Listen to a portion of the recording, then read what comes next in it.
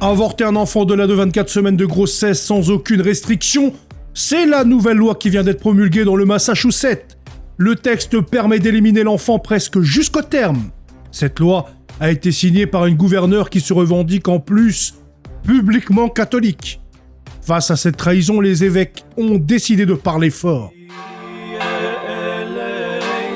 Nous sommes donc aux États-Unis, dans le Massachusetts. Le 10 août, la gouverneure Maura Healey a promulgué une loi effrayante. Le texte élimine purement et simplement toutes les restrictions légales sur les avortements pratiqués après 24 semaines de grossesse. Autrement dit, c'est au-delà du 6e mois, à un stade où l'enfant est parfaitement viable. Jusqu'à présent, dans cet état pourtant très permissif, l'avortement tardif était autorisé uniquement pour sauver la vie de la mère ou en cas d'anomalie fétale grave. Sauf que maintenant, cette barrière vient de sauter.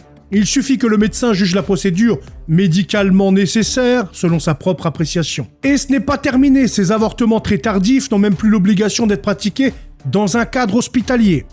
La gouverneure Healey se dit en plus fièrement catholique. Elle a même publiquement défié la Cour suprême en promettant de garantir cet accès absolu à l'avortement, quoi qu'il arrive, promettant de faire barrage à toute restriction. Et l'Église n'a absolument pas laissé passer ce scandale par la bouche de ses évêques, ce qui est totalement normal. 4 évêques du Massachusetts, dont Monseigneur Henning, l'archevêque élu de Boston, ont publié une grande déclaration commune très ferme à son encontre et contre l'avortement. Ils dénoncent une mesure radicale et, je cite, gravement immorale.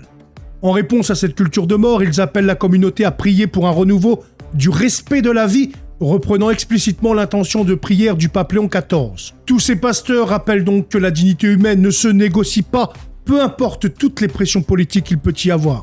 Deuxième actualité, des scènes de cauchemar en Colombie. Un tremblement de terre dévastateur de magnitude 7,4 a frappé l'ouest du pays lundi matin, faisant au moins 250 morts selon le dernier bilan. Les villes de Pereira et Cali sont ravagées. Des immeubles entiers, des écoles et des hôpitaux se sont effondrés.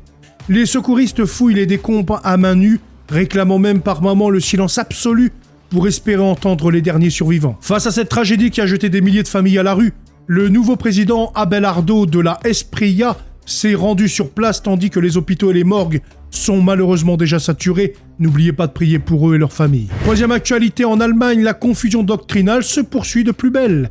C'est l'évêque de Mayence, Monseigneur Peter Kohlgraf, qui a publiquement déclaré qu'il refuserait de sanctionner les laïcs qui prêchent pendant la messe dans son diocèse. Le Vatican avait pourtant récemment interdit à nouveau et formellement cette pratique, sauf que l'évêque assume et s'oppose à Rome. Selon lui, ces rappels à l'ordre ne font que favoriser la délation. Les directeurs liturgiques de l'Église universelle sont donc dans les faits délibérément ignorés par un évêque censé les faire appliquer. Quatrième actualité, ne vous habituez pas à la normalité forcée de l'oppresseur. C'est l'appel qui vient de Monseigneur Silvio Bez, évêque auxiliaire de Managa au Nicaragua. Contraint à l'exil à Miami, il exhorte les catholiques de son pays à maintenir une véritable rébellion spirituelle face à ce dictateur communo-socialiste Daniel Ortega. Sur place, le régime marxiste continue de traquer l'Église sans la moindre relâche. Fin juin, Monseigneur Abelardo Mata, un évêque de 80 ans à la santé fragile, avait été arrêté par la police simplement pour avoir prié publiquement pour l'Église persécutée. Depuis d'ailleurs, son sort suscite une très vive inquiétude et on en avait déjà parlé dans Radio du Clocher. Cinquième et dernière actualité, c'est un engouement historique pour la venue du pape Léon XIV en France. Les inscriptions pour ces messes de fin septembre se sont ouvertes avant-hier et le résultat est spectaculaire. Le Stade de France affiche déjà complètement complet. Et pour la grand-messe prévue sur les Champs-Élysées, plus de 200 000 personnes se sont inscrites en quelques heures seulement et je crois que c'est également plein. Le diocèse a même dû publier un message pour rassurer ceux qui n'ont pas encore de place.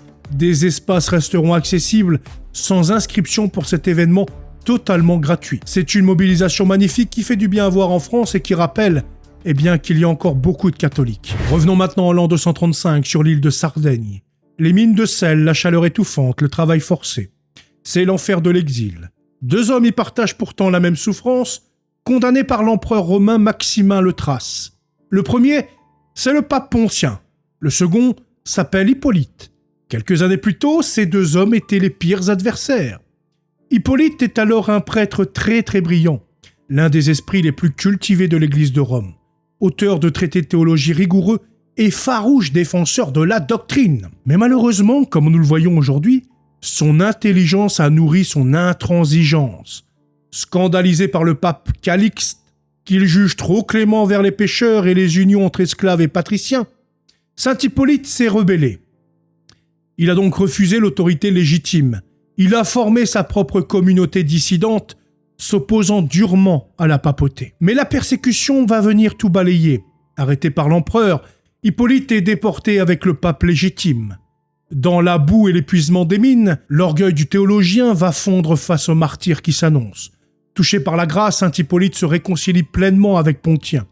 Avant de mourir, il demande explicitement à ses partisans de revenir dans la paix et dans l'unité de l'Église catholique en complète soumission avec le pape. Il meurt ensuite sous les coups et les privations. Ses restes seront ramenés triomphalement à Rome avec ceux du pape et ils seront inhumés le même jour, le 13 août 236, scellant leur unité éternelle. L'histoire de saint Hippolyte nous montre que le sédévacantisme est donc une vieille hérésie et que même l'intelligence la plus brillante ne vaut rien si elle va rompre avec l'unité de l'Église. C'est d'ailleurs souvent dans l'épreuve que se révèle la véritable obéissance. Et si cette émission vous aide à rester informé et ancré dans la foi, prenez alors quelques secondes pour la soutenir.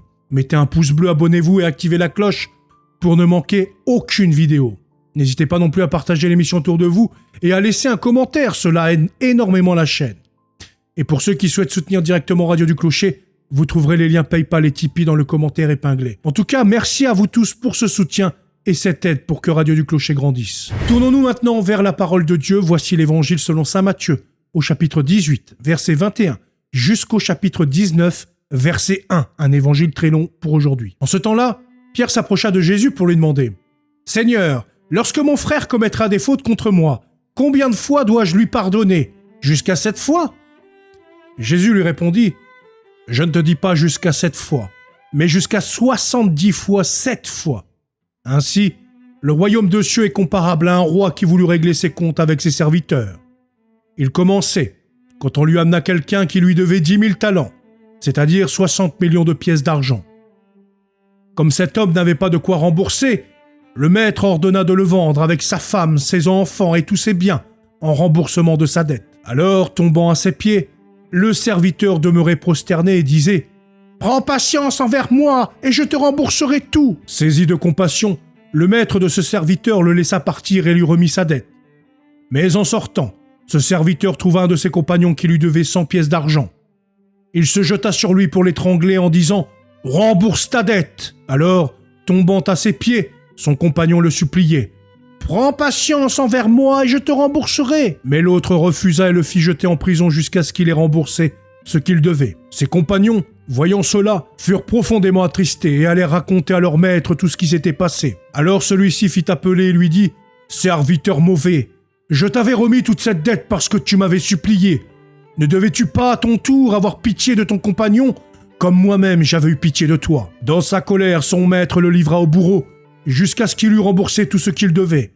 C'est ainsi que mon Père du ciel vous traitera, si chacun de vous ne pardonne pas à son frère du fond du cœur.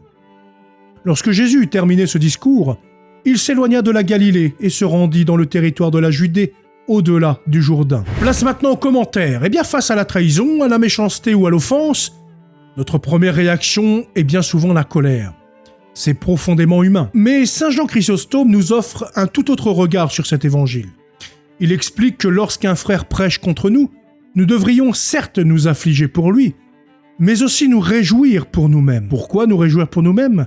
Eh bien parce que l'offense qui nous est faite devient une occasion extraordinaire d'imiter notre Père céleste, qui fait lever son soleil sur les bons comme sur les mauvais. Si l'idée d'imiter Dieu vous semble trop haute, alors regardez les saints.